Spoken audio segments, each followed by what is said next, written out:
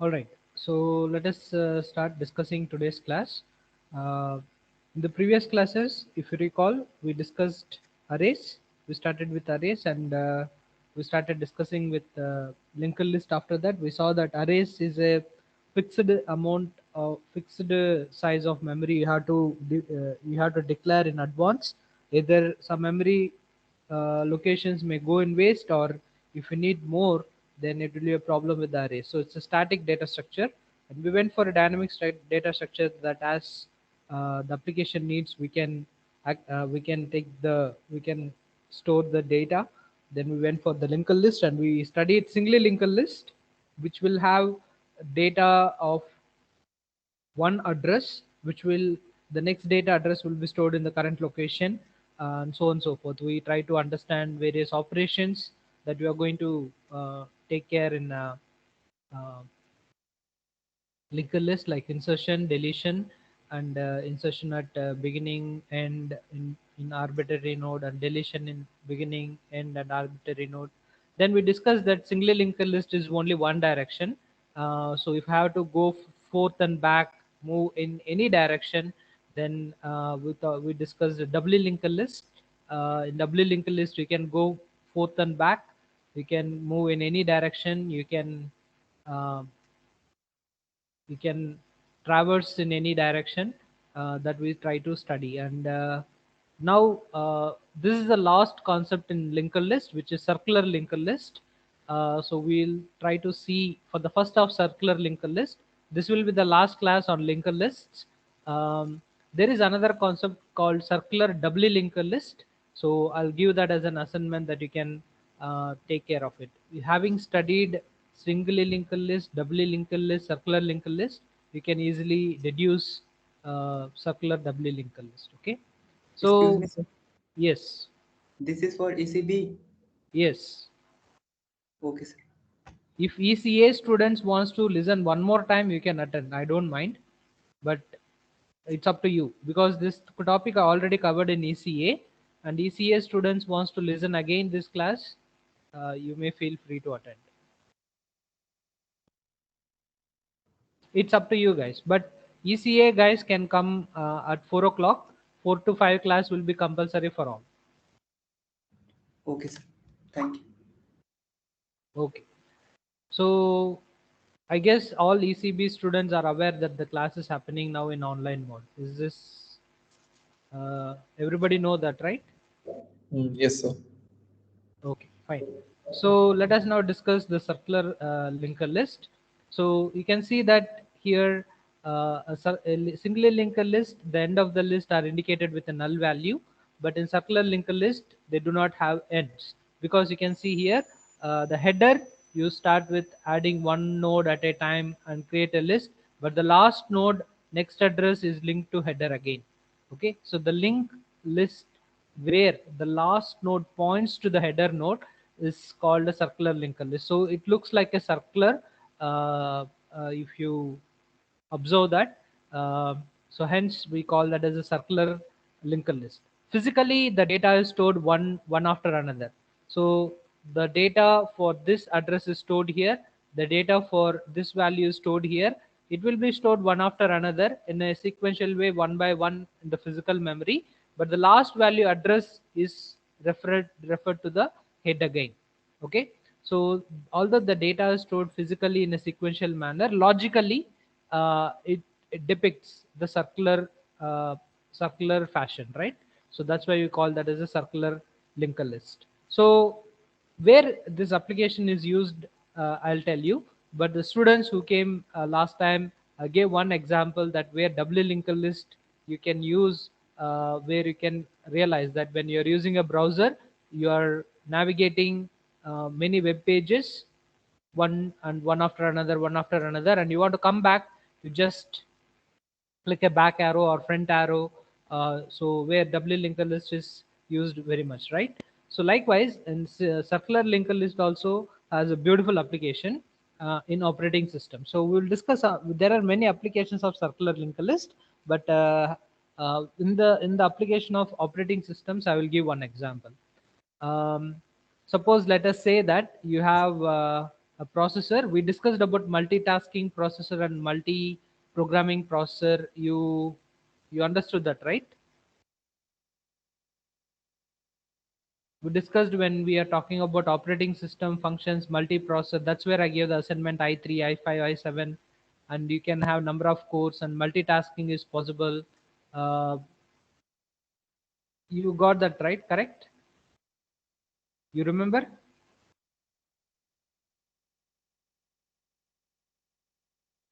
Yes, sir. Right. So you tell me now. I will give you an example how the CPU scheduling works. Now, suppose let us say that.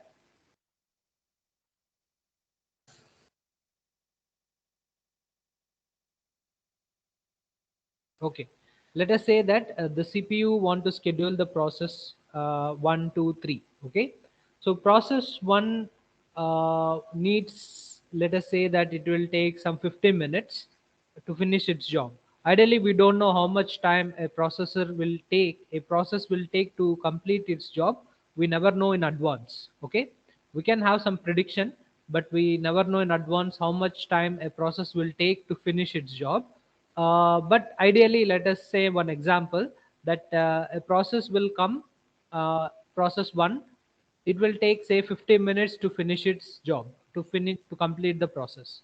Process 2 will take only 2 minutes. Process 3 will take say 2 minutes.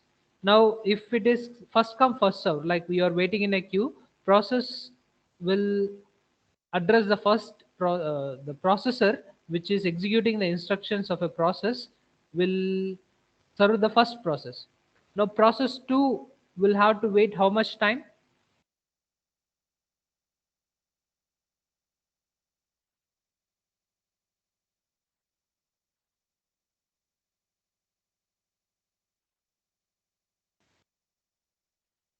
Not getting.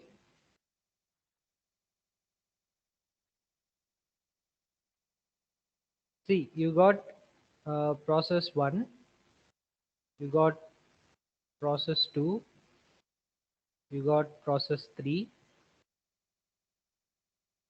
Process 1 will take say 50 minutes. Process 2 will take say 2 minutes. Process 3 will say take 2 minutes. Now if it is come first serve, first come first serve, the processor has to execute this process 1, P1, P2, P3. Now process 1 is coming first with 50 minutes of time. How much time process 2 has to wait to execute its job? 50 minutes. 52. 50 minutes, right? It will wait 50 minutes, but once 50 minutes are done, process 1 will complete its job, process 2 will start executing. So it will wait 50 minutes, right? How much time process 3 will wait? 52. Right, 50 plus 2 minutes, 52 minutes it will wait. Now, in order to get all the process job finished, the total waiting time is process 2 is waiting 50 minutes, process 3 is waiting 52 minutes. So it will be like 102 minutes, right? Total time. It will be that much time. Now imagine now a processor will do in a different way. If a processor will have to deal with first come first serve, it may not be feasible all the time. So what other approach, an alternative better approach could be, say that processor will spend 5 minutes on each process. Okay, so process 1 will spend 5 minutes, then it will switch to process 2, then it will switch to process 3. Now tell me how much time process 1 will need to consider. It will wait only 0 time because it will start executing 5 minutes, right?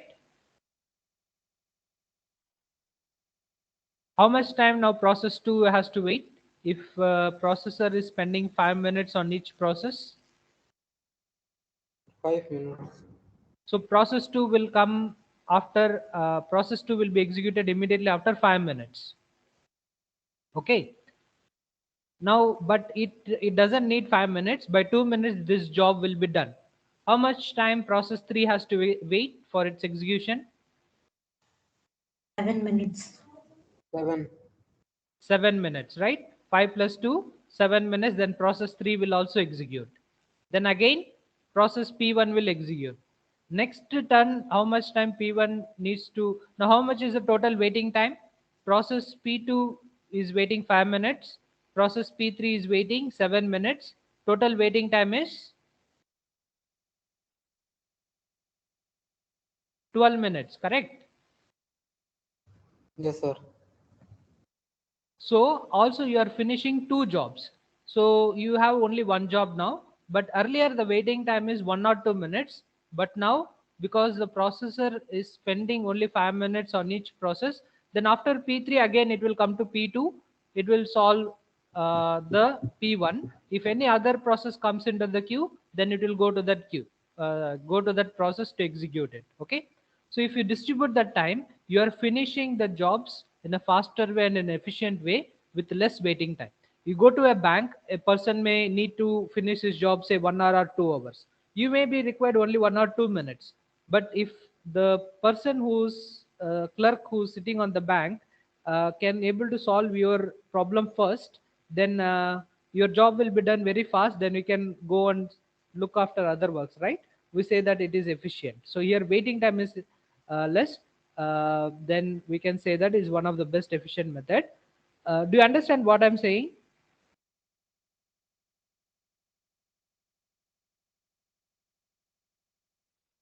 Yes, sir.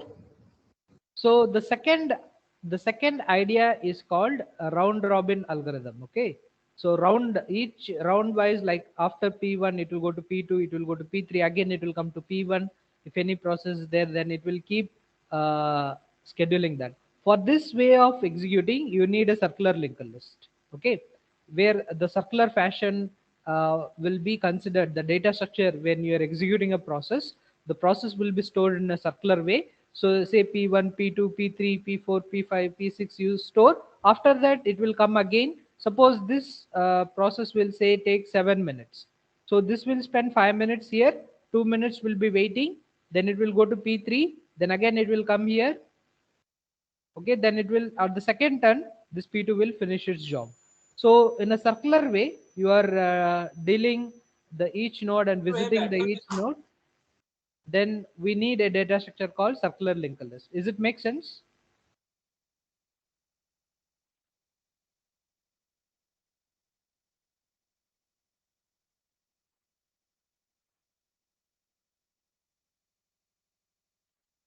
Doesn't make sense? Yes, sir. Makes sense. Right. So if you don't, please pay attention. Okay. So while traversing a circular linked list, we need to be very careful because you don't have a null node here. There is no node called null. So you have head, you will keep circulating until infinitely you will go and keep running the value because there is no null value to stop. So because the last value is linked to header again, you should be little careful, otherwise you will go to an infinity loop. So in circular linked list, each node is a successor to its node. So head node successor is this guy, I mean the first node successor is second node successor is third, and so on and so forth. Last node successor is head itself. Okay. So there is in the circular linked list, each node has a successor. Note that unlike the singular linked list, there is no node with null pointer. There is no null node in a circular linked list. So in circular linked list, we have to access all the elements using head node. That is, you get a header node. Using this head node only, you'll be able to access all the nodes, which is similar to the singly linked list. If you recall the singly linked list, which is similar to that. So an important application of circular linked list CPU scheduling algorithm round robin approach. We will discuss in detail about this algorithm when we discuss about operating system CPU scheduling, what are the various approaches, and how round robin approach also works by taking some examples, and we will try to measure why it is efficient. We will try to discuss in detail, but to implement such kind of algorithms, we need a circular linked list. Now let us now try to do some operations like how to visit every element, how to print, how to insert and delete an element, right? So if you want to print the contents of a circular linked list, you have to visit every node. Okay. Until when? Until you reach the head node again. You start with head, you go and visit all the elements. After you reach head, you stop it. Okay. So the head node is a reference node. Based on that, we will try to do some operations on the circular linked list, right? So if you want to move to the next node, continue printing till we reach again the head node. So the code to print the elements in the circular linked list will be something like this, right? So you have declared a current node, which is your head. If head is null, then there are no elements to print. There are no elements to visit because your list is empty. Otherwise, you print the current dot data, move to the next node. Current is equal to current dot next till you reach the current not equal to head. Okay, you keep doing that till your current not equal to head. You print each and every element. So earlier in single linked list, doubly linked list, we wrote current not equal to null till it doesn't. The last node right link will be null till you reach the null. We try to print, but now till we reach the head, because it's a circular fashion, till we reach the head again, we'll keep printing the values. That is the elements in your list. Does it make sense? Yes, sir. Right. So let us now try to understand some more operations, insertion and deletion. Then we will stop the class. I mean, like we will take a break. Then we will continue our class on another data structure with along with ECA. Now, suppose I want to create a node. I mean, like insert a new node at the beginning. Okay, insert a node in the front of a circular linked list means before head. Now, what we'll do is we will create a new node which will point to itself for the time being. Then now we have to make insertion here, means the head should come here. This link should point to new node. Okay, you declared a new node. This is the existing list you want to insert in the beginning. So what we did is we created a new node. Initially it will point to itself. Then what we have to make is this new node link, we have to make it head. We have to update the head towards left. Then the last node link should point to the new node. If you can do the three operations, you'll be able to insert the new node. So initially you defined a new node, you put the data into the new node. Now we'll see what to do. Now this data, whatever the new node which you declared, first it will give a reference to the head node. Okay, update the next pointer of the new node with the head node. Then what you'll do, you traverse after the all the element till you reach the head. Okay, head to the previous node, that is 40. Okay, so since this is a circular linked list, we need to have this 40 node 40 link, so that this link will be attached to the new node. So till you reach head, the node before the head node, the reference you need to maintain. Okay, a circular linked list, you see this, the node which is its previous node in the list, the head node, which is the previous to the list, you need to have this reference. So for this you have to traverse and till the end, then you will have this value. Now what we will do, the 40th, the previous node link will update to the new node. This new node data already we updated here. Then we traversed and we connected here. Okay, now the third step is update the head node, update the previous head node to point to the new node. Now what you have to do is you make the new node as a head. The head pointer is pointing to 4. Now the head should point to the new node. Once you do that, your list is ready, your insertion is ready in the circular linked list. Does this make sense? Yes, sir. So the code is simply like this. You declare, you need two references, the new node which you are inserting and the current node which you are pointing to the head. If there is no new node, if new node is insertion is not possible, means memory is full, then you say that it's a memory error. Then the new node dot data will be data which you are inserting.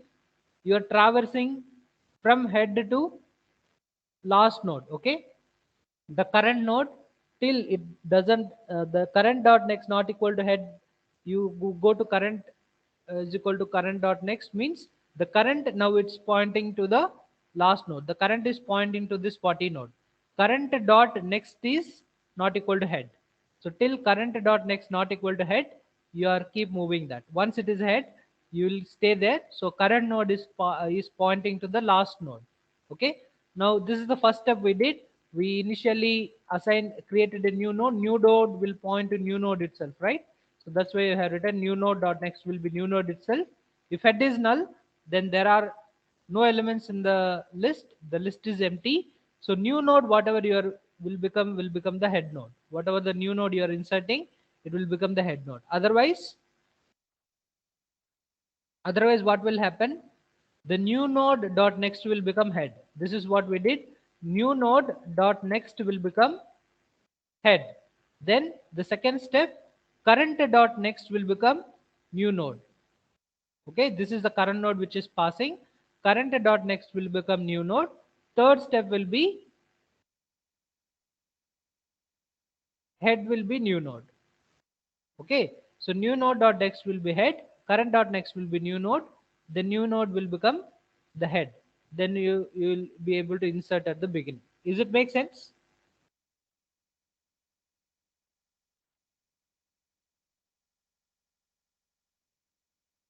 Yes, sir. Guys, if it is not making sense, anyone, it is your right to ask the question till you to get to clarify. Don't assume that we can learn later. You can learn later. I'm not denying that. But if you don't understand, it is your right to ask the teacher to make you understand. Okay. So if you want me to explain again, I will explain. But try to understand. Okay. And also, I'm reminding you that in any compared to any other engineering departments, computer science engineering department, you have to think and understand the concept logically. If you think that you will by hand, you will remember everything, it will not work. It will backfire. Okay, please try to understand. In other departments, you have laws of physics, laws of mathematics, laws of chemistry. You have to consider a number of things. But in computer science engineering subjects, all you have to think is logical reasoning. You need to understand what is the logic, what is the reason that why we are doing this, okay, how we are doing this. If you don't understand that, it will be very difficult for you in the upcoming classes. So please ask questions if you don't understand, okay. By handing will not work. You can try. You would have tried in C programming. I don't know how much of you are successful in scoring A plus by handing. It doesn't work. It may work in any other subjects, but computer science related subjects by handing will not work. You understand the concept. If you don't understand, please ask it again. If you are not asking, I will assume that you understood. Then we'll go to the next slides. Okay. Shall we go to next slide?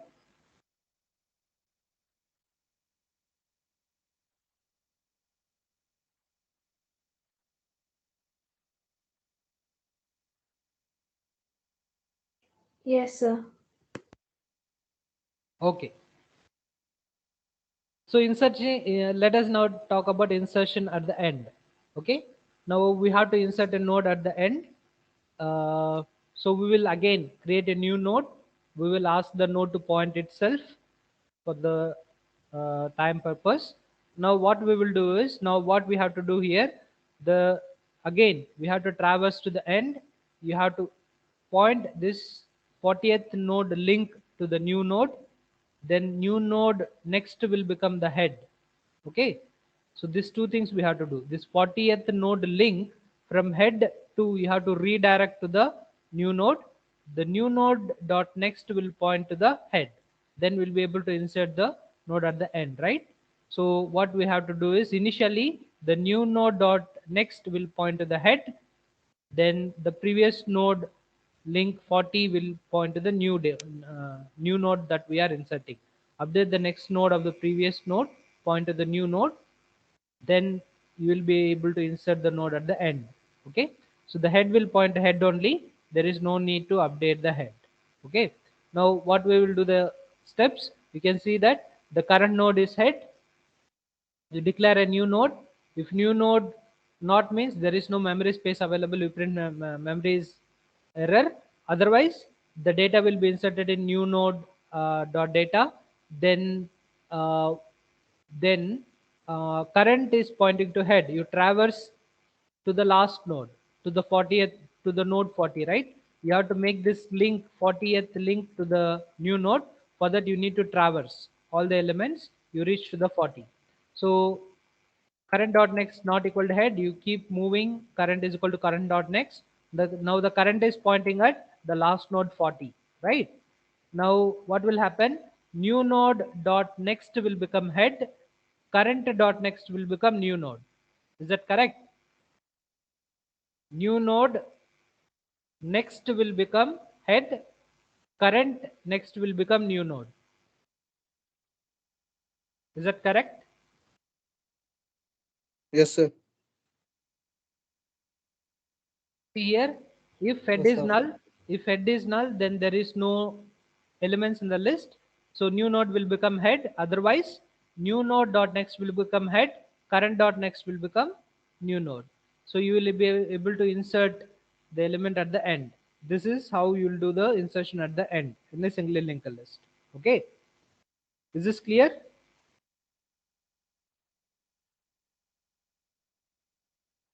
Yes, sir. Okay, insertion an arbitrary node is like same as insertion in arbitrary node in singly linked list. In singly linked list, we discussed how to insert a node in an arbitrary place, right? You can see here singly linked list.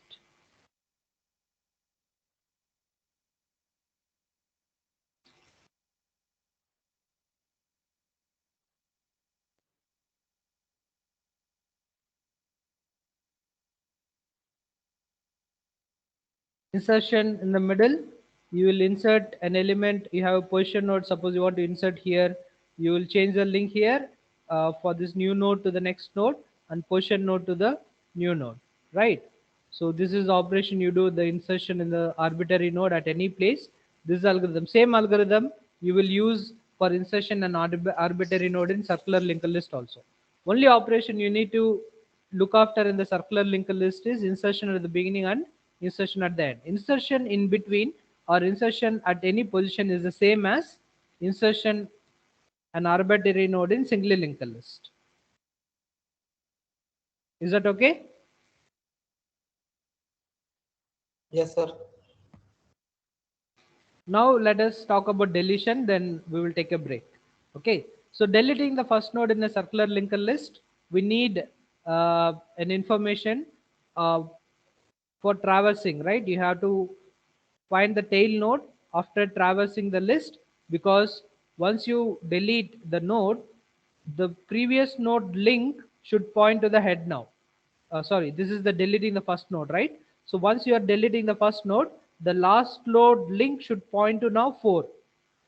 Okay, the 40th link address should be updated to 4, then head should point to 4. For that purpose, we need to have an information of the 40. So what we will do is we will traverse the list. We will take a head and we will traverse till the tail node. That is, we will reach to the 40. Then if you want to delete the head node, we will do operations. Okay, so assume that this is pointing to a temporary node. Okay, now say this is the current node you are traversing. Your current node will point to the 40. Now current dot next will point to where? Let us say that 40 is the current node, 60 is 4. temporary node. It should point to 4, which means current dot, say current is 40. Okay, current dot next will should become temp dot next. Correct? Yes, sir. Say this is the current node. Current dot next should become temp dot next. Then this address will point here. After that, head should update to head dot next. Initially head is here. Head will update to head dot next. Head will update to 4. Then you make this node free. Okay, then the circular list is maintained. Head will point to 4. We have our job done. Is this clear? Yes, sir. I repeat again. See, you got a temporary node. This is the first node we want to delete. The last node link reference should go to 4. You traverse the list from head to the last node. Say this is the current node. Now you are making a link by last node to the node 4, because how current dot next should become temp dot next. That is 40 dot next should become 60 dot next. Okay, the data I'm giving, 40 dot next should become 60 dot next is 4. It should point to 4. Now head also should become head dot next. That is the third step. Your head will become now head dot next. Head should will point to move to one location ahead. Then you will remove the temporary node. Okay, so you see here, you got a temporary node, you got the current node. If the head is null, then there is no element to delete. The list is empty, right? If head is null, then the list is empty. You deleted all the elements, or you did not inserted any element, the list is empty. Then you traverse till to the end, current dot next not equal to head. You keep moving your pointer, you visit all the elements. Then your current will point to the last node. Now what will happen? Current dot next will become head dot next. Head will become head dot next. We'll make the temporary node free. So you're deleting the first node. Does it make sense? Yes, sir. So likewise, we can delete the last node in the circular linked list also. We can traverse the list again to find the tail node to the previous node, because if this node need to be deleted, then the node 7 should now point to the head. Okay, 7 dot next should point to 60. So for that purpose, we need to maintain two links: the node current node and the reference to the previous node. This is not a doubly linked list. We cannot go previous, right? This is only singly linked list in one direction. So while we are traversing itself, we are maintaining the list of elements of the current node and the previous node. The current node that is to be deleted is 40. We need to have the previous node link information, so that the previous node next now will point to the head. Okay, so we will make 7 point to the 60. Then we will delete this node. This node will be deleted, make it free, dispose the tail node. Your deletion at the end will be done. Okay, so this is the code. You get a temporary node and a current node. If the head is null, then list is empty, you cannot delete. Otherwise, you keep traversing the node. Current is equal to current not equal to head. Current dot next not equal to head. Your temporary node will be your current. Then current will point to the current dot next. So this information will give you current node will point to the last node. Temporary node will point to the previous node. Is this correct? Current is updating here to the next node, whereas temporary is pointing to the current node. Means at the end of the loop, current will point to the tail node. Current will point to the 40.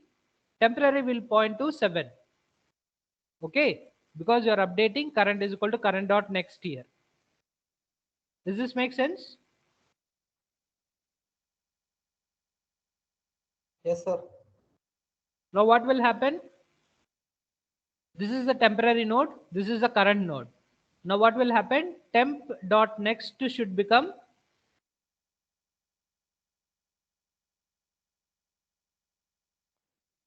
Current dot next. yes, current dot next. Whatever the current dot next is pointing to, that is head.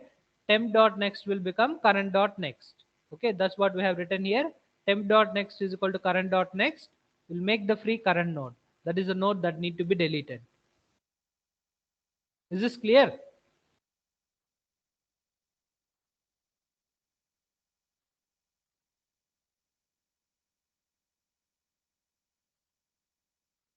So this is the, after traversing, this will be your temporary node. This is your current node.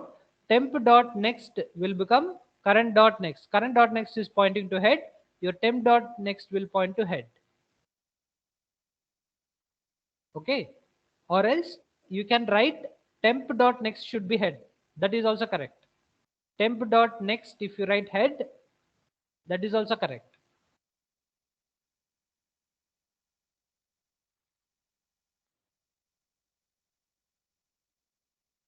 Is this clear?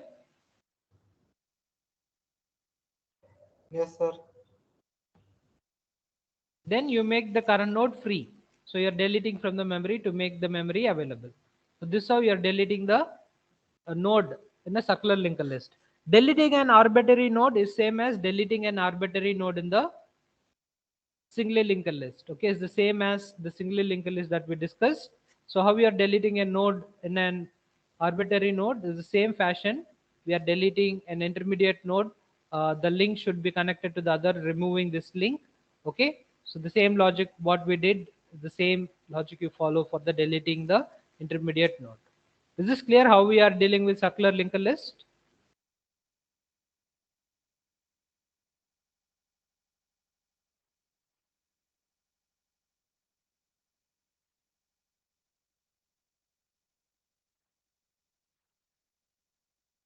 You can see here circular linked list is already, the slide is already uploaded in your Teams. You can verify the same slides that we discussed.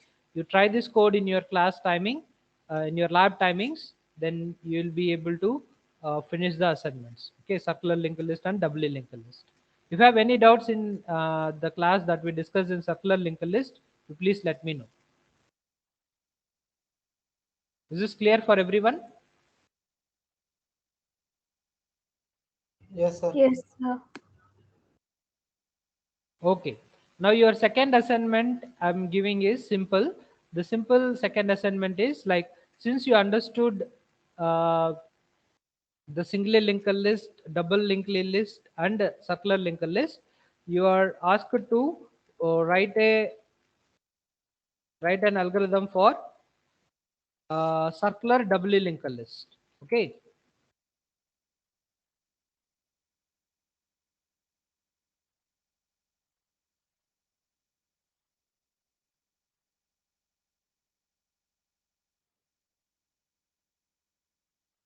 So this circular doubly linked list, you need to write all the operations of traversing, insertion and deletion. Okay, you need to do the operations of traversing,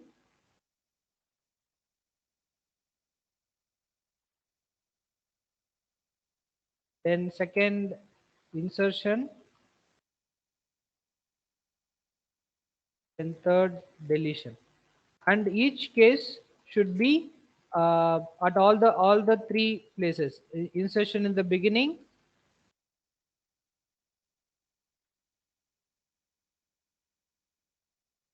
end, and an arbitrary node. All these three cases you need to consider for insertion and deletion.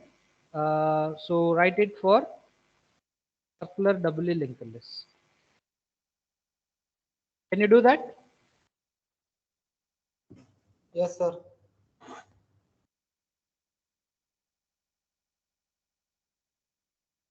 So I'm giving you deadline by next Thursday. That will be 16. Okay. Can you see the assignments in your assignment box? Can you check that?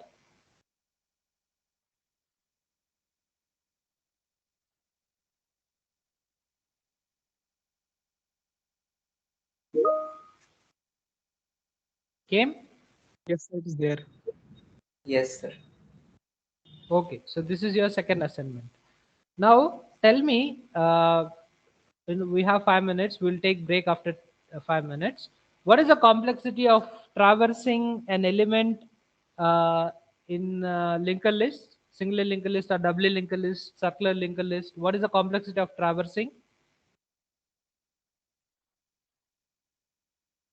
What is the time complexity of traversing an element?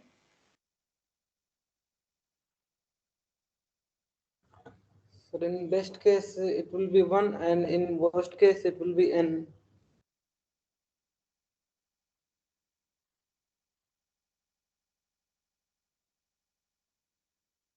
Okay, so even one means you have only one node. where now that n is 1, right? Yes, sir. So the problem, the time complexity for n elements would be, visiting n elements would be order of N. n. Okay, that's correct. What is the time complexity to insert an element at the beginning?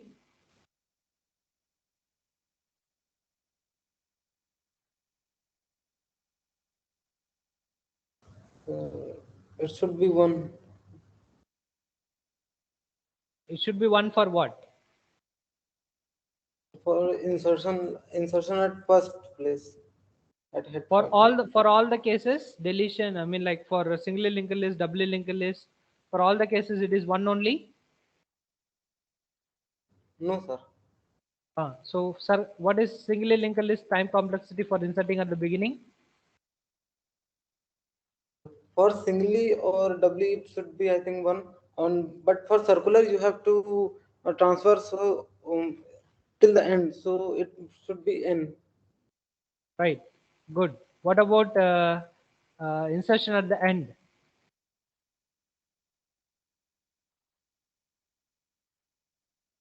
It should be n. It should be n elements. You have to go to the end of the list, right? You have only one way to do that. You have to traverse all the elements in Yes. singly linked list or doubly linked list or circular linked list. Okay. So you understood how we are calculating the complexities?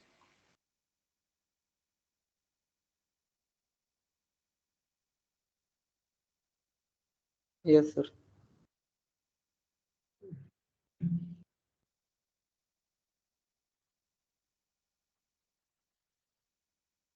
Yes.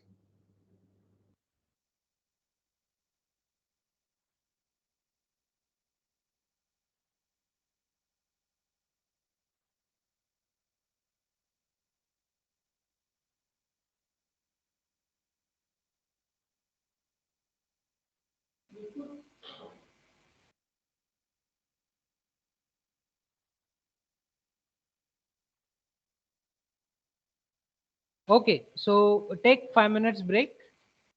After 5 minutes or 10 minutes, okay, now it's 3:50. You'll get back again at 4 o'clock. We will again discuss the class. If anybody has any doubts, you can discuss. Otherwise, we will start again from 4 o'clock.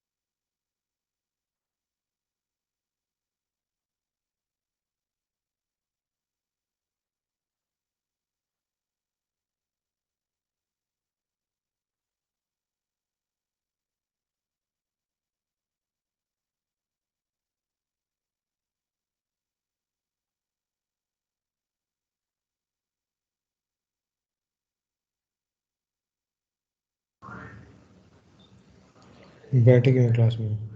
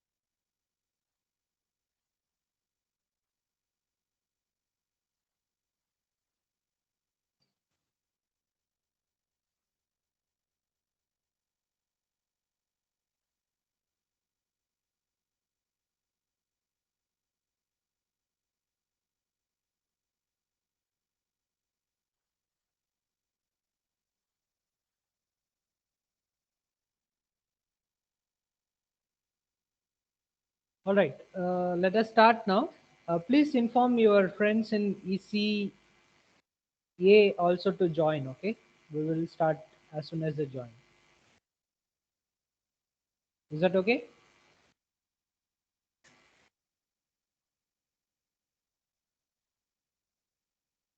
Yes, sir. Yeah, you informed them. Anyone can inform them that we can start and finish the class. Yes, sir. Someone sent the link in the group. It is already there in your calendar. You can just click that to join. Oh, yes, sir. Just wait. I'm informing them. Yes, sir. I have shared the link, sir.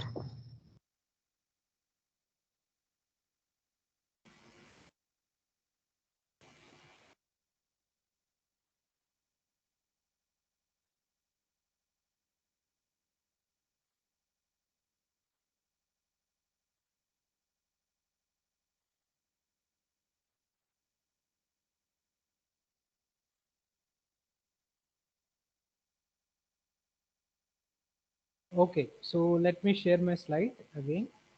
I will show you one thing, then we will discuss the stats. Is my screen visible?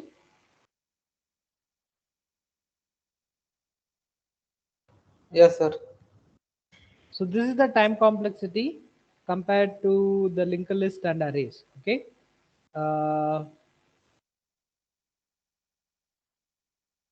Suppose indexing means you want to find an element. You want to find an element in an array. All you have to calculate the address. It's a constant amount of time, right? Access time we discussed. You calculate one multiplication and addition.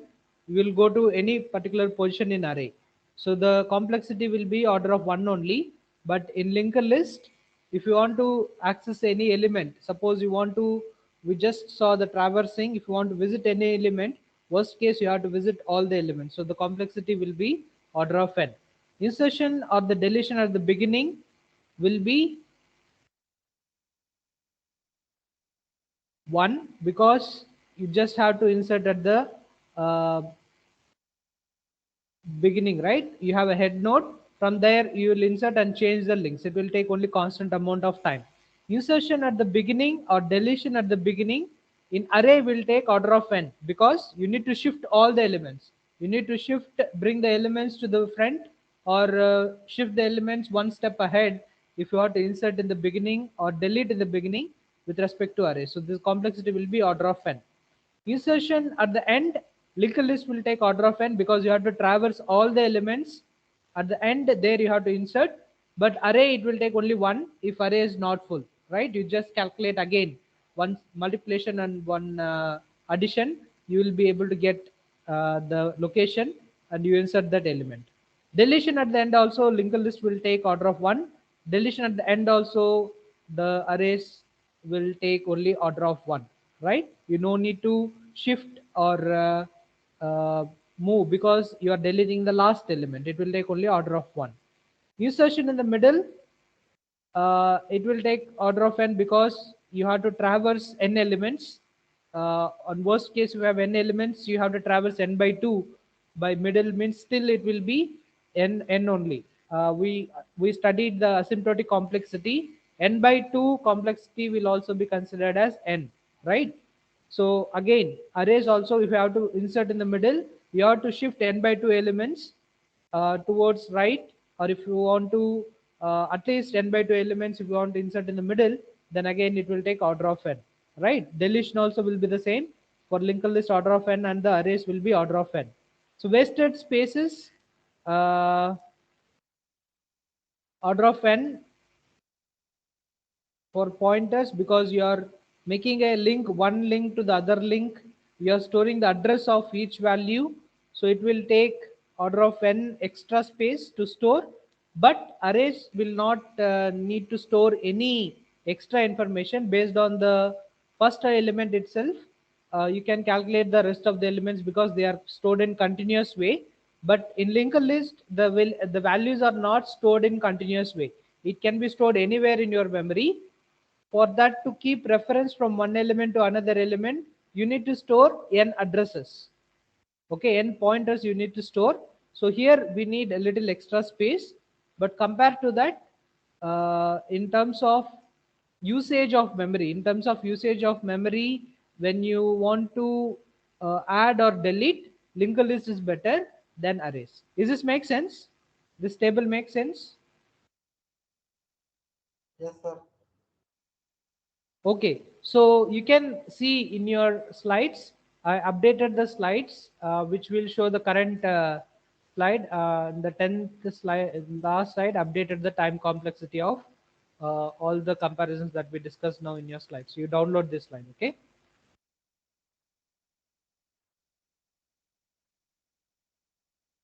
Okay, now let us now talk about stacks. We will now talk about stacks. How many people are there? 123. Okay.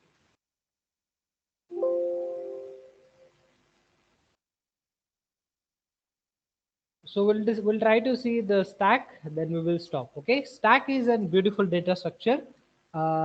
This is one of the logical way that how we are going to store and access the elements. So you would have observed stack at different places, right? So you keep one element above the other element. If you pull out any one element, all will fall, means your stack will not stable, right? So you keep one element on the above. So whatever the element which you kept the last will be considered as a top. Initially there is no top is null. So you keep one element, that will be top, then you keep second pointer, your top will be updated to second pointer, then you keep on updating, the top will always point to the last element you kept. So if you want to take this element, you need to take the element which you kept last. So this mechanism is called last in first out, or first in last out. Okay, we call that as a LIFO, last in. Whatever you kept last, that will be taken first. You keep the stack of plates, whatever you kept last, that will be taken first. You keep the stack of coins. Okay, forget about this. This is the image. Ideally you're supposed to eat, but you can cut it and eat. You can keep the rice bags, rice gunny bags. You keep one above the other, right? You keep one above the other. You want to take, which you will take the first, whatever you kept the last. So these are the few examples of stack. Okay, the stack is like You keep the element one above the other, and whatever you keep the last element, that will be you will be taking first, or whatever you are kept the first will be taking last. Okay, does that make sense? Yes, sir. So when you store element and access elements in terms of a stack, what are the operations we need to consider? How we are going to carry out the operations, that we will discuss. So initially, when the stack is empty, the top element will always point to the recent element that you kept. Okay, that will be your top. Okay, so the top element will point here. The top will be, the name itself shows that the top element where it is pointing. That will be helping us to, as a reference, to store the next element, or to delete an element based on the top. We will decide. Okay, so a simple stack is a simple data structure used for storing the data, similar to linked list. So in stack, the order in which the data arrives is important. Like a pile of plates in a cafeteria is a good example of stack, right? The plates are added to the stack as they are cleaned and they're placed on the top. When a plate is required, it is taken on the top of the stack. The first plate placed on the stack is the last one to be used. This is one example that we saw in the previous image, right? So by definition, a stack is an ordered list in which insertion and deletion are done at one end, called top, right? You will insert at the same position, you will delete at the same position. This is an ordered form of a list. You will keep one above the other, one above the other, one above the other. So if you keep your data like this in an orderly form, one above the other, where the insertion and deletion happens at the one end, called top, we call the data structure as a stack. Okay, so stack is an ordered data structure list in which insertion and deletion are done at one end, called the top. So the element that is inserted is the first one to be deleted. Okay, hence it is called last in first out, or first in last out list. LIFO or FILO, you don't call that, but if somebody says what is LIFO, what is FILO, don't get confused. Is this clear? Yes, sir. So special names are given to the two changes that can be made on the stack. So the names are when you want to insert an element into a stack, which is called a push. When we want to when an element is to be removed from the stack, we call the concept as pop. Okay, pop means we are removing an element from the stack. Push means we are inserting an element into the stack. Okay.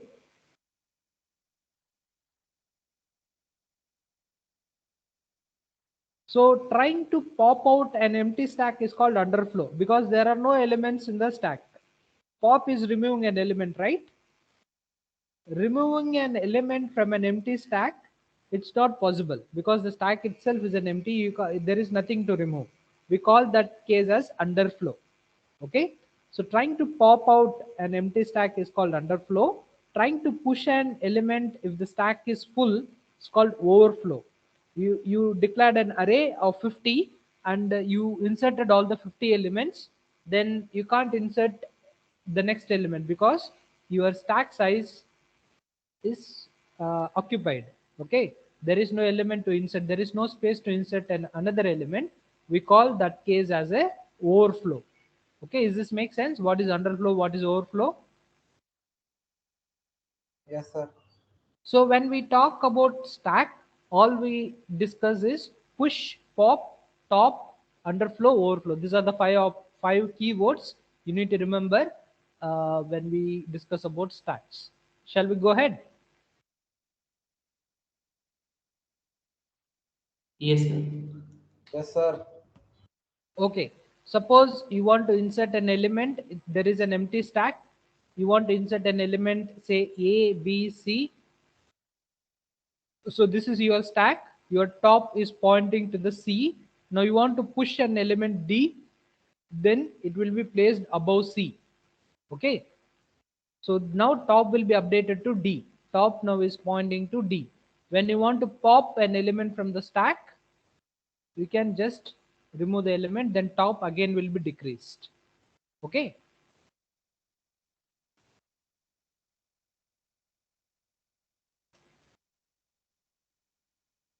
Does this make sense? Example? Yes, sir. Yes, sir. Okay. So the main stack operations are inserting a data into a stack and removes a data, that is last inserted element from the stack. So push the data and pop. So for pushing a data, we need some data to be stored in the stack.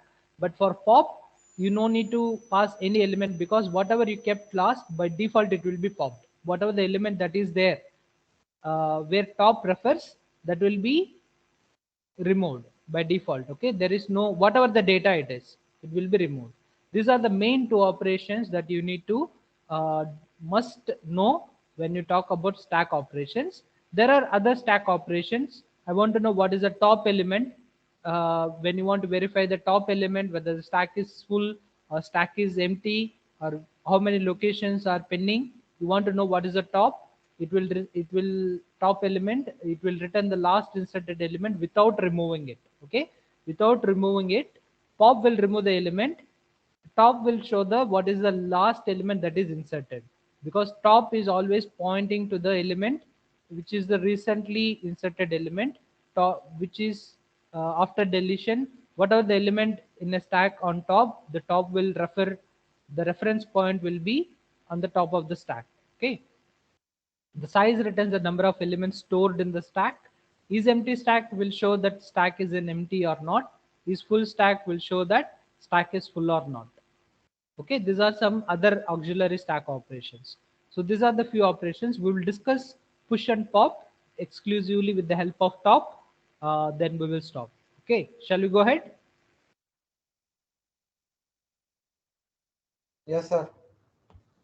Okay, so let us see how we can push the data into a stack. So you need an algorithm. You want to push an item. So item is a new item that need to be pushed into. Output will be the stack with newly pushed item at the top position. So the data structure, we will use a simple top as a pointer. Okay, you can use this logic in linked list also, in array also. You can do as you wish, but one thing I would like to say is this logic is more close to the arrays. Okay, because the size matters only in arrays, because you have a fixed size. If your size is declared say 10 elements and your top is referring to the 10th element, then if top is greater than size, you can't insert another element, a stack is full. Or this same case, if your top is greater than the RAM that is occupying in your linked list, when you're going for a linked list, and if there is no memory available, then also you can say that the memory is not available, but you cannot say the stack is full. Stack is full only when you reserved the stack of 50 elements, and or you filled all the 50 elements, your top is greater than the size, then you say that stack is full, right? This is overflow condition. Okay, if there is no overflow, means there are some space to insert, then your top will be incremented by one value, the item will be inserted at the array of top. Okay, your top, see here in pushing the elements, I want to push an element D, you will increment from 3 to 4, top is equal to top plus 1 at the fourth position, a of 4 at the fourth location, the element will be inserted, the D will be inserted. Okay, so a of top will be equal to item.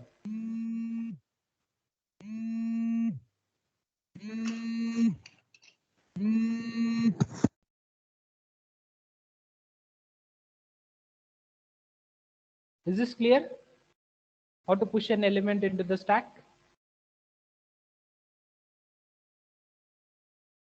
Yes, sir. Yes, sir. So this is simply you can implement using arrays. So you declare a top variable, you declare the size number of elements. If top is greater than size, you say stack is full, else you simply increment top is equal to top plus 1, a of top is equal to item. you can insert the element. You can push an element into the stack. How do you remove an element? So pop an element will give you input will be the stack of elements, removes an item from the top of the stack if it is not empty, a data structure again, a top pointer. If top is less than 1 means there are no elements in the stack, so stack is empty. This is underflow condition. You are verifying the stack of underflow. Otherwise you are removing the item which is pointing to the top. Top always points to the element which is recently inserted. Item is equal to a of top. You decrement the top value. Top is equal to top minus 1. Next time when you insert an element, it will override the value. Okay. So, and if you will simply delete it, you are deleting an element. So your top item will be removes an item from the top of the stack. So that item will be a of top. You simply decrement one value of top. So like here we are removing, now top is pointing to D. We are decreasing the item need to be deleted. Pop is D. So top will be top minus 1. A of top will be the D. We'll removing that. Top is equal to top minus 1. Now top will be C. Okay. So you are popping an element using this logic. Does this make sense?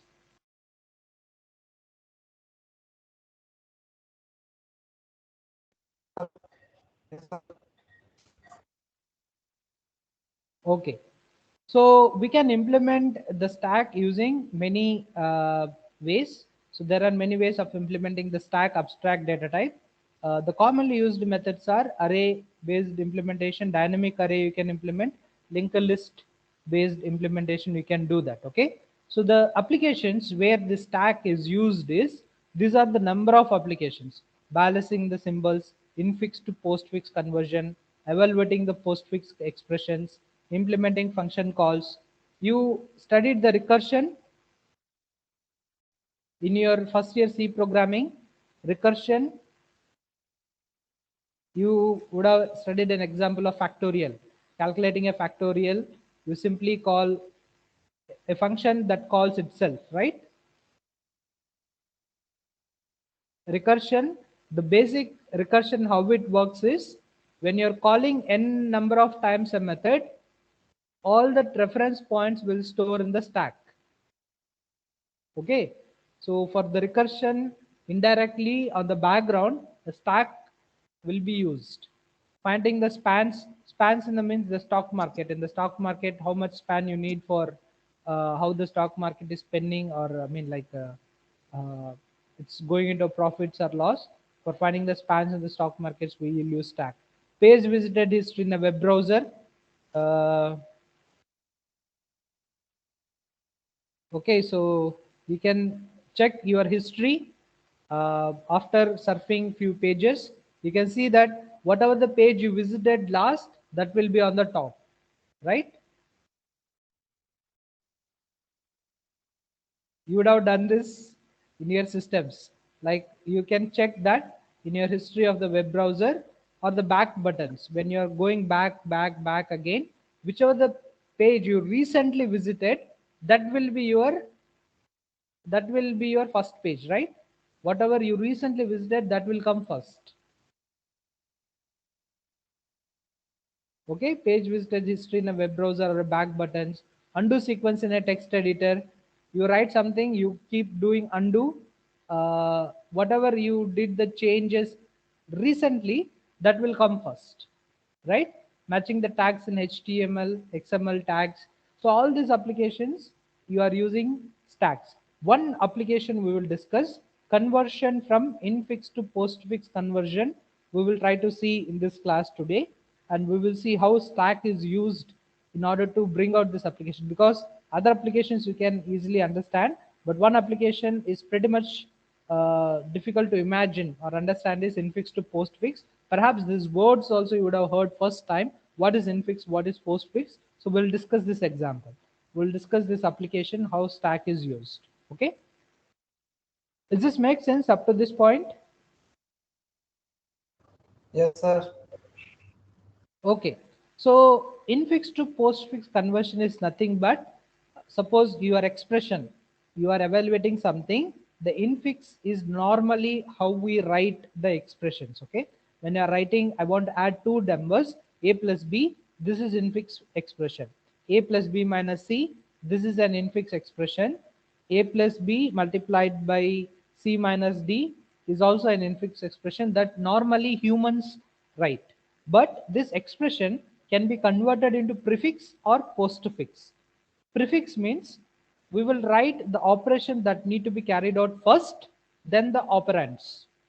Okay, like this. A plus b, if I'm writing plus ab, this is a prefix conversion. Okay, this is a prefix representation. If I'm writing a plus b as ab plus, this is postfix expression. Okay, so likewise, I'm doing a plus b first, so I'm writing, then after minus, right? So if I'm writing minus then plus abc, this is prefix. Likewise, ab operation you are doing first, so you will write plus ab, then after that whatever the result you get minus c, right? So that's why you are writing minus first, then plus ab c. Otherwise in postfix what will happen, a plus b are doing first, so ab plus will come, ab will come first, plus will come post, then you are doing subtraction operation, so c will come first, subtraction will go to second. So this expression in postfix will be looking like ab plus c minus. This expression in post prefix will look like minus plus ab c.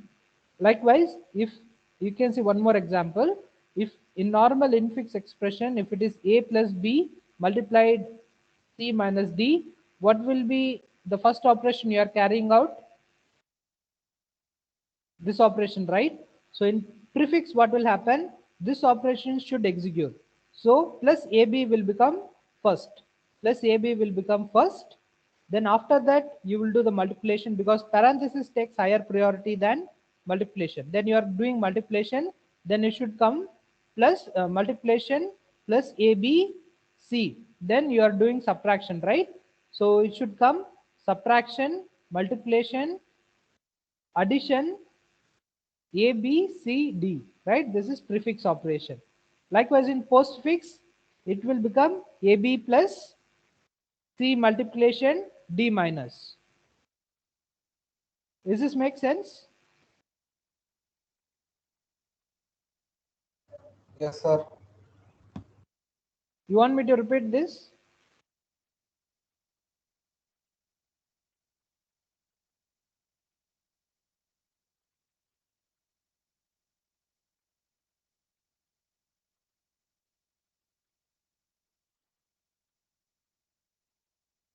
So while converting an expression from infix to postfix, we will consider the operations, the precedence operations like this. Okay.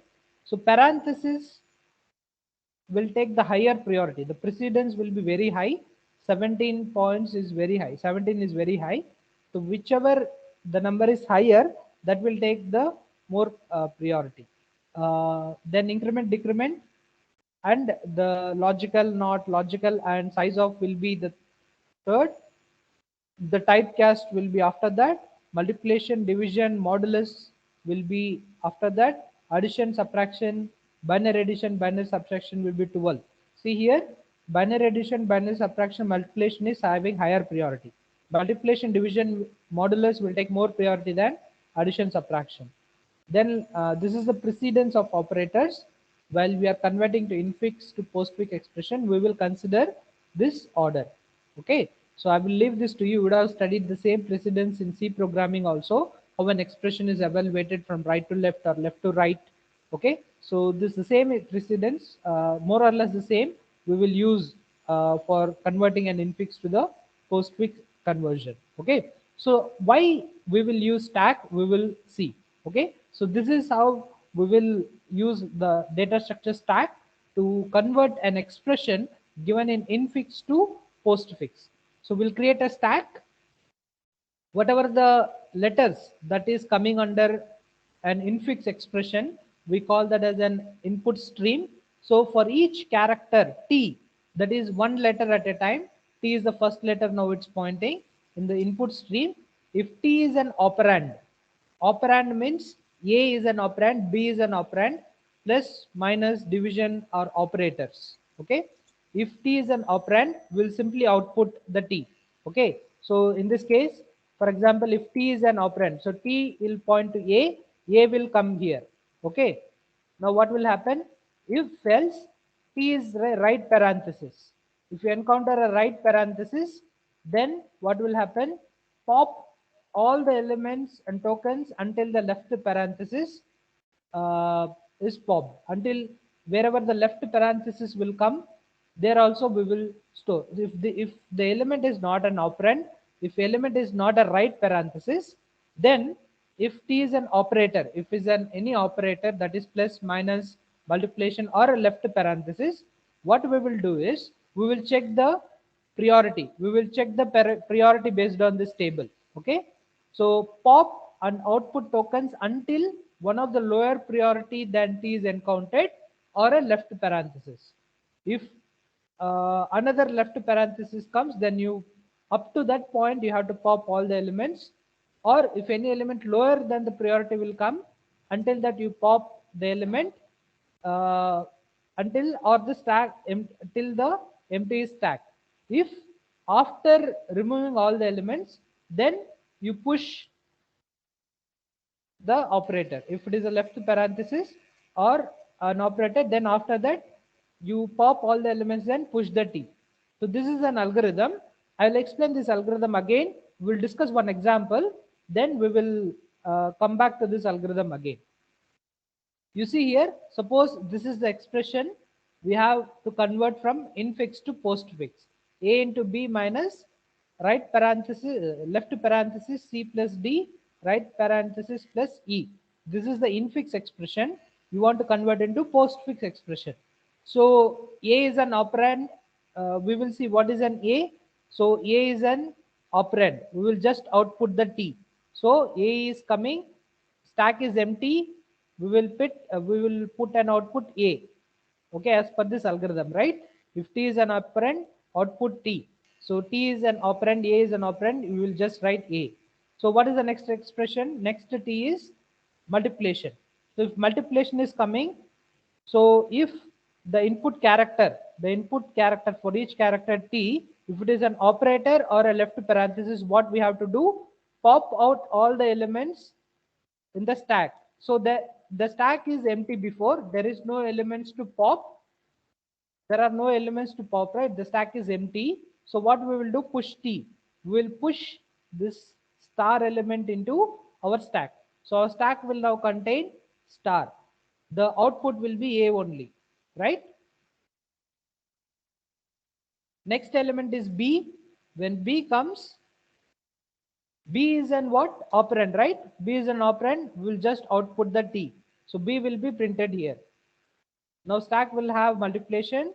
B will be printed in the output. What is the next operation? Minus, right? Minus, if it is coming, it is an operator. If it is an operator, what we have to do? Pop and output tokens until one of the lower priority that is encountered or left parenthesis is encountered or the stack is empty. So which is having higher priority? Minus and multiplication and minus, right? So 12 and multiplication.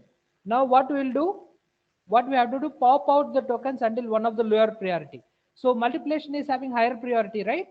Multiplication is having higher priority than minus. So what we will do is we will pop the multiplication. So star will come as an output. Then we will push the T. Now T is minus. So now the stack will become with minus. Is this clear how we are doing this?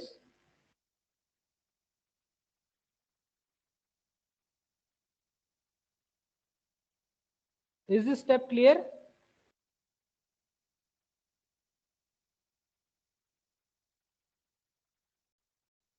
Guys, am I muted? No, I'm not muted. Please respond. Should I explain it again?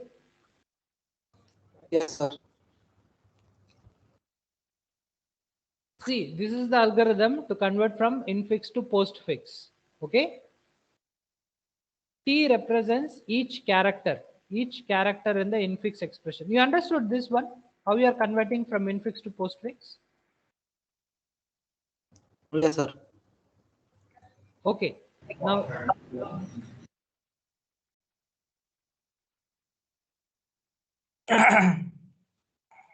now tell me what will happen here in this case.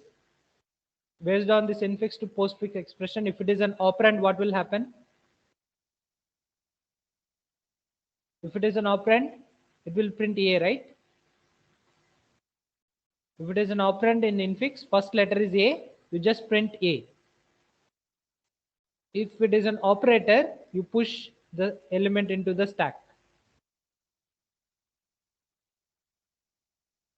Okay. Then what is the next letter? B, right? B. So you write B. So is there any other characters to leave to write the visit? There are no other letters, right? Yes, sir. So you pop all the elements in the stack. What is the element in the stack?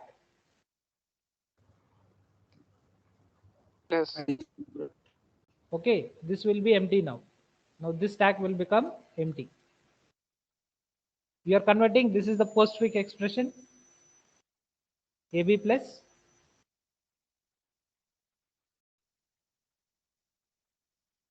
Okay. Now let us consider this example. So if it is an operand, you simply write A. If it is an operator, then what you have to do? You have to push this element into the stack. If it is an operand, again you just print it. So another operator is coming now, minus. You cannot put minus here because which is having higher priority, minus or plus? They are equal priority. Okay. You have to keep the stack only if your operator is less priority than that. If it is equal or higher, then what you have to do is you have to pop that element. Now your stack will be popped first. Then your stack will become empty. Now the minus will be pushed. Okay. Is this clear? Yes, sir. Now what is the next operator? C, right? You will write C. Is there no elements? Then pop all the elements in the stack. This is a postfix expression. AB plus C minus. Okay.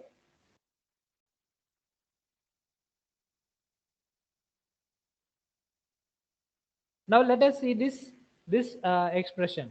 Now you are having your stack. First operation is left parenthesis, right? This is an operator. You will put in your stack left parenthesis. Okay. The second element is operand. So you will print A. The next element is what? Plus, right? So plus is having more priority or operand will having more priority?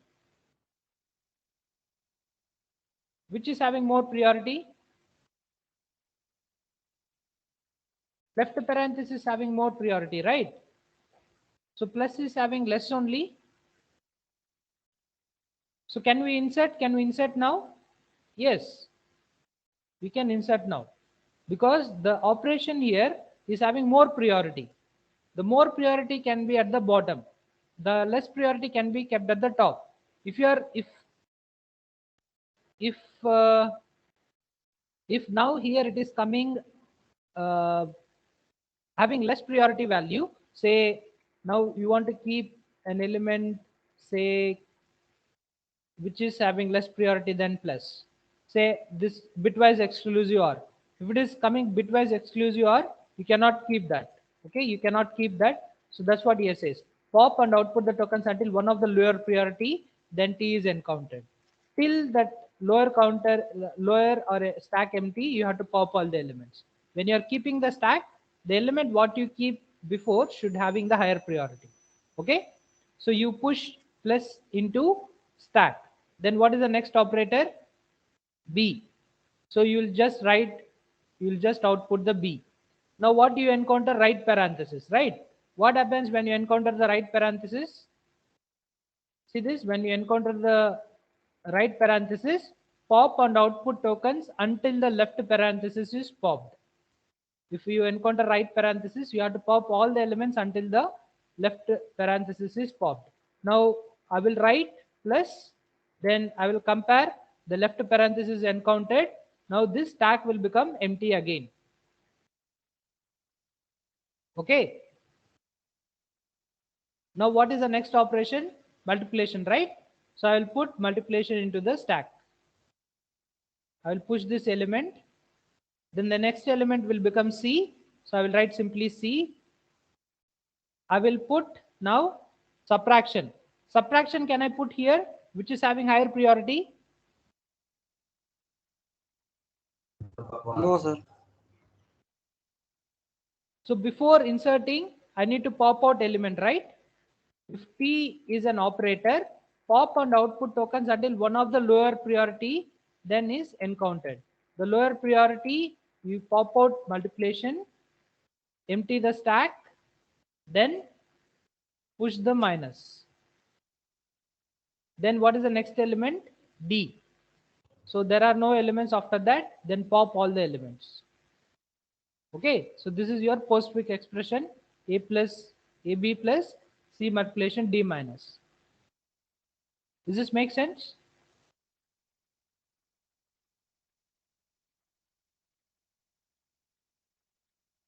Yes, sir. Now let us see this example same likewise. Okay, so I'm writing the stack in terms of notification, but you can see here.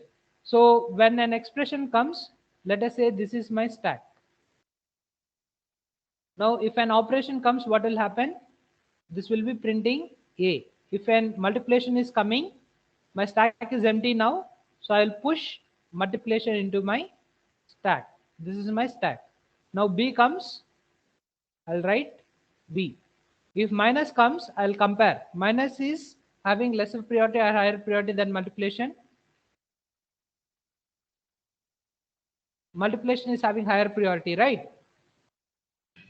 Multiplication is having higher priority. So I will pop all the elements till I encounter any element that is having less priority. So multiplication will be popped.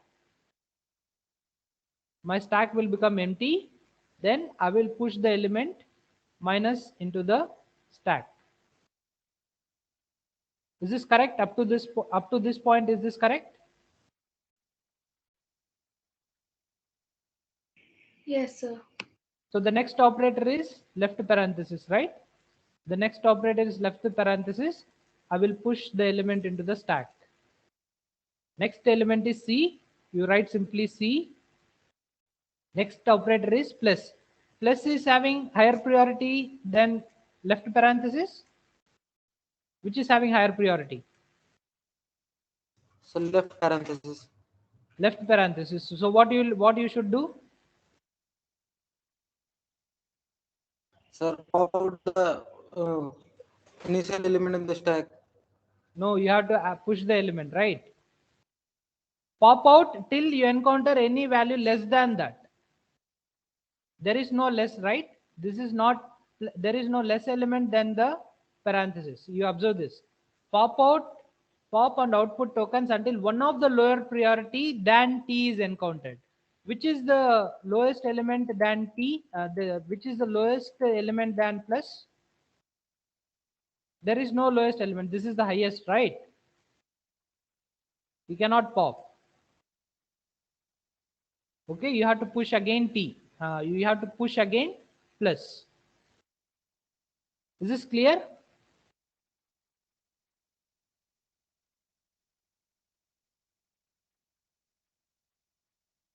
You want me to repeat it again?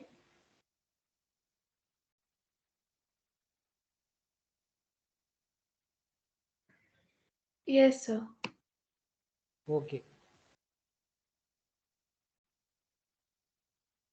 Let's do one thing. We'll again start from the beginning. Okay. Let me take a pen.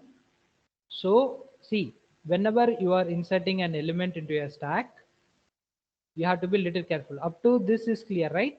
A, B, star, up to this point is clear.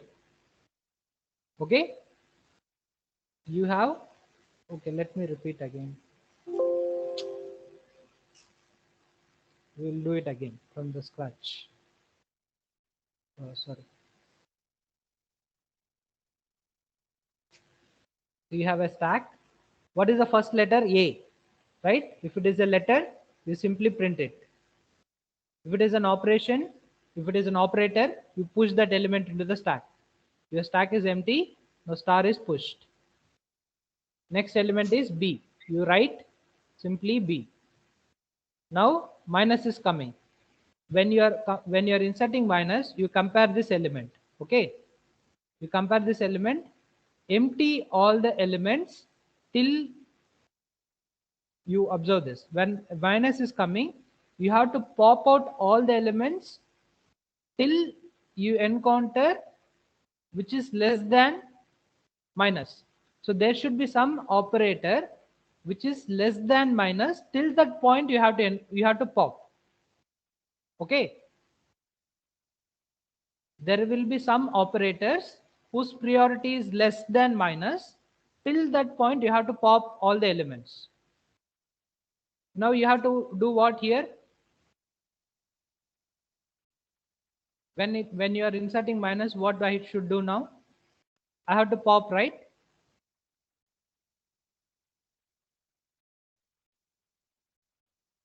Guys, read this again. If T is an operator or a left parenthesis, pop and output the tokens until one of the lower priority than T is encountered. Okay, one of the lower priority than T means any value which is, when you encounter minus, any value which comes this value, till that point you have to pop all the elements. If there are no operations on this part, because minus is here, till any of this point you encounter, you can pop, or else till the stack becomes empty, or till the stack is empty, you can pop all the elements. Now tell me, minus is having lesser priority than multiplication. If that is the case, I need to empty till this element. I will empty, I will pop it, then there is no other element in the stack to pop, so the stack becomes empty. Now I will insert minus. Is this clear up to this point? Yes, sir.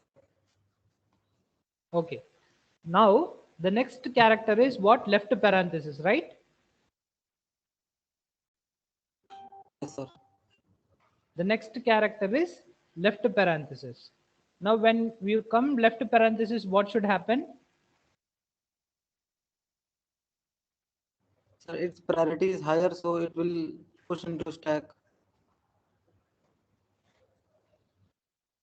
It will push the elements, right? It will push, it is having higher priority, then it will be pushed into the stack. Is this correct? Yes, sir. Now the next element is C. Now the next operator is plus.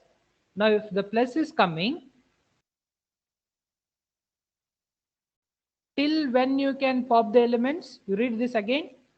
Pop and output the elements until one of the lower priority is encountered, or till a left parenthesis. You encounter a left parenthesis here. You encounter a left parenthesis, right?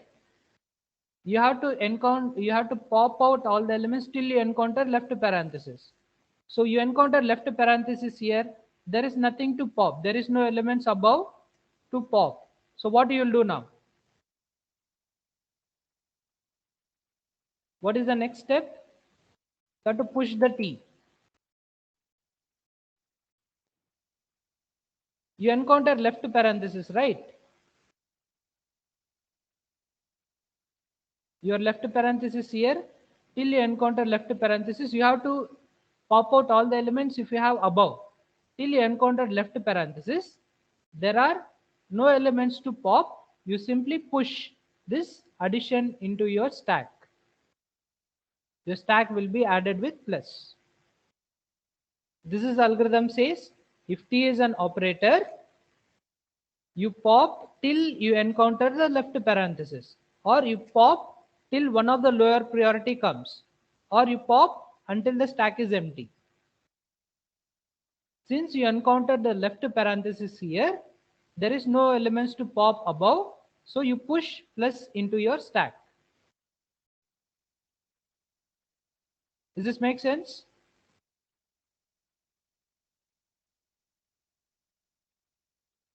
So what is your next operator after plus? You'll write D. What is your next operator? Close parenthesis. When you encounter right parenthesis, what should happen? When the T is right parenthesis, pop and output all tokens until your left parenthesis. Okay. So until your left parenthesis you encounter, you have to pop all the elements. When your right parenthesis come, so your plus will be popped until the left parenthesis. So this will be, your stack will be now having only minus operation.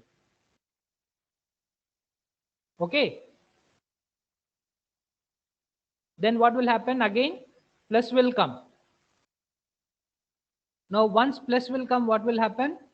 Plus minus is already having higher priority. So you will pop the elements until the next element comes, right? If T is an operator, pop and output the tokens until one of the lower priority than T is encountered. So like how we did with the multiplication, when the multiplication minus comes, what we did? We pop the multiplication and inserted minus, right? Here you observe, when multiplication was the first element inserted, when minus came, we popped the multiplication and pushed the minus. Likewise, plus and minus is having same priority. So when this case occurs, when plus comes, what we will do is we'll pop this element minus, then we will push the plus. Your stack will now contain only plus. The last element is E. So there are no elements after that. Once you encounter the list, there are no operands, you pop all the elements. Okay. So this will be your postfix expression. So to convert from prefix to postfix, you need stack. Is this correct? AB star CD plus minus E plus. Does this make sense? Again, read this algorithm, study this algorithm one more time. How we did step by step. You observe this, you will understand. Okay. Simple, guys. Whenever there is an operation, you put that, you just write the expression. Whenever there is an operand, you try to push. Whenever and second operator is coming, you have to check and push. If minus multiplication is already there in the stack, when minus is coming, you pop this multiplication from the stack and push minus. Your expression will become AB multiplication. Then left parenthesis coming, you push it. Minus parenthesis will be your stack. Your C is coming, you just print it. Plus is coming, you push it, check and push, right? Then D is coming, you just simply print it. Right is coming, pop, and all the elements till your left parenthesis. So plus will come out. Again, one more plus is coming. This plus, check and push. Then you remove the already existing minus from the stack. Then you push plus into your stack. E will come, you print the E, pop till all the elements. Okay, this is the same algorithm that we are following. If T is an operand, you simply output it. If T is a right parenthesis, then till you encounter left parenthesis, pop and output all the tokens. If P is an operator or a left parenthesis, you have to check and push. You have to pop out all the tokens until one of the lower priorities encountered, or you have to pop and output till you encounter left parenthesis, or you pop and output till the stack is empty. Either one of these conditions should satisfy. After that, push the t value. Okay, so when you do this, you'll be able to convert the infix expression to the postfix expression. Is this clear?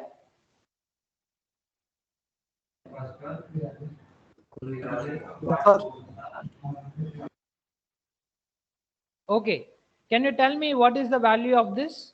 Evaluate the postfix expression with a is equal to 2, b is equal to 3, c is equal to 4, d is equal to 6. What is the value of this expression? Hash is the end. Hash value is the end. So you have, this is the postfix expression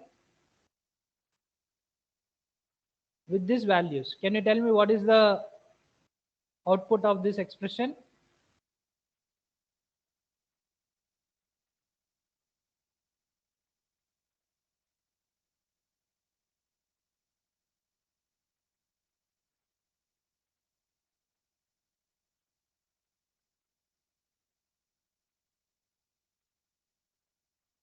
So evaluation, what will happen? First element is what? Yeah. So if you have to evaluate, again, you can use the stack.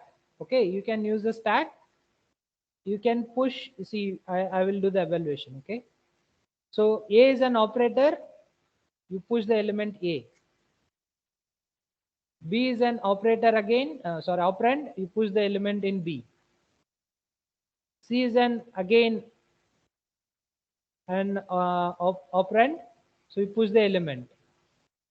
So your stack is like this. You encounter an operator, you pop 2 elements.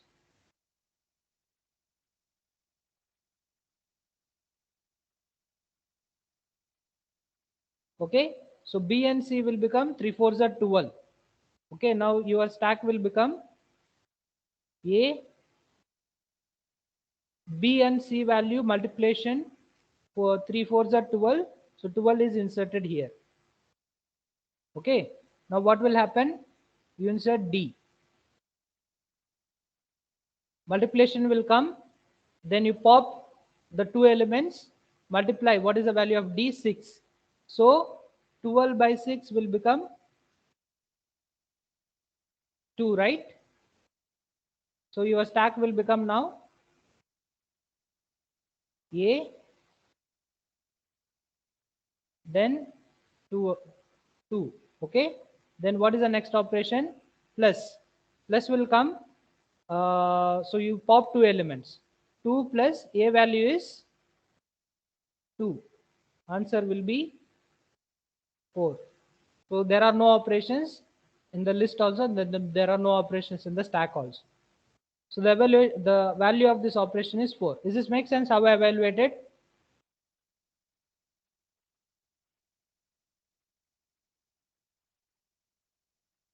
Yes, sir. So please explain it again. Okay, I'll explain it again. See this. You have to evaluate this expression, right? You can use simply stack. So when you're having an element, you just store the element. A is coming, you store that element. Okay. When B is coming, you store that element into the stack. Then C is coming, you store the element into the stack.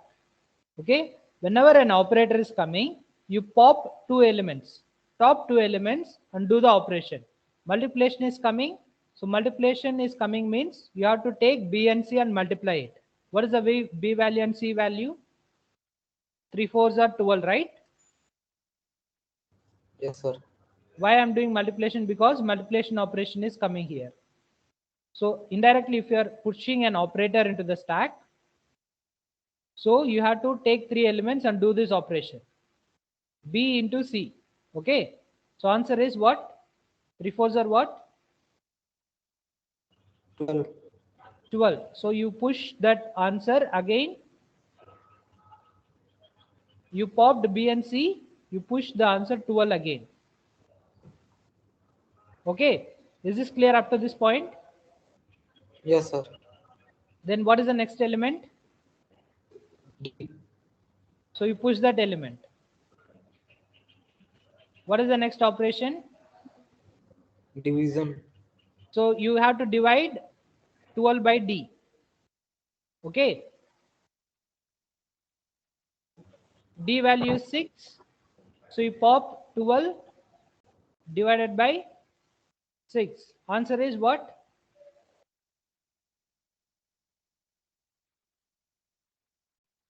Tell me, yaar. So 2. Okay. Now you push the element again into the stack. Now your stack will become A. Answer is 2. Right? Is there any operation after that? Division? Yes, sir. What is that? Addition. Plus. So you have to do the addition operation on these two elements. Okay. What is the A value? 2. So 2 plus 2. 4. answer is 4. The value of this expression A, B, C multiplied by D divided by and plus in post expression value with this is 4.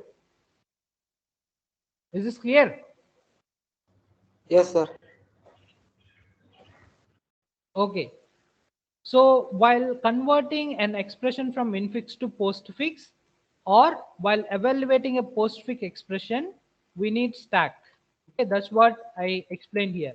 Converting an infix to postfix conversion or evaluation of a postfix expression, we need the application of stack. We can use stack very nicely, then you'll be easily able to evaluate. Okay, so this is the example that we discussed infix to postfix conversion. This is evaluation of, sorry, my mistake. I need to change this. This is evaluation of postfix. Spelling is correct. Okay, evaluation of postfix. The answer is 4. 4. Okay, so we go through the slides again. If you have still doubt, we will discuss again in the next class.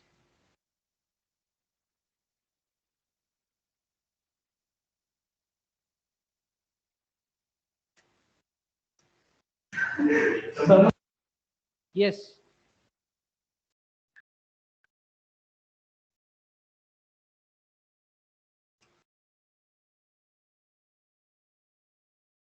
I uploaded the slide in your Teams. Can you verify? Lecture 11 stack. Hello, sir. Please verify the slide is visible or not in your Teams.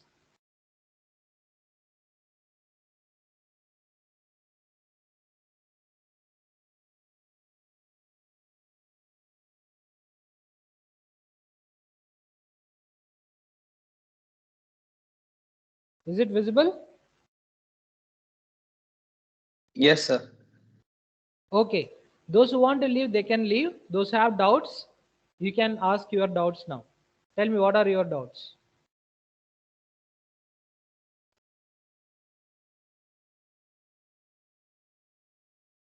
Somebody is having any doubts?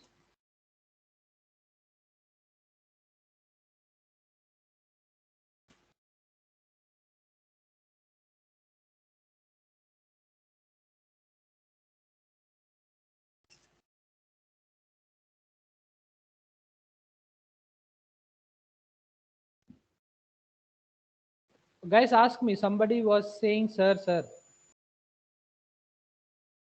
What is your doubt?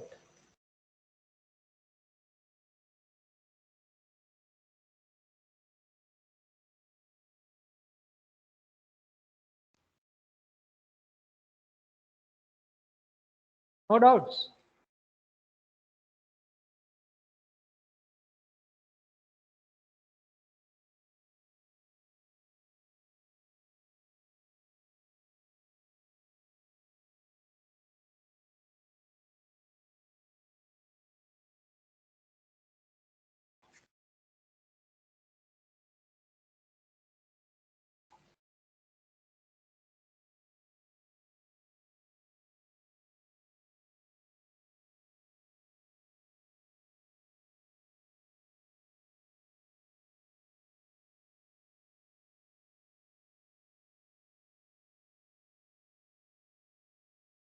No doubts? Anybody?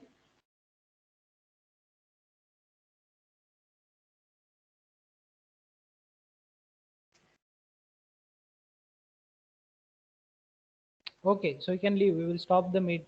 We'll stop the class now.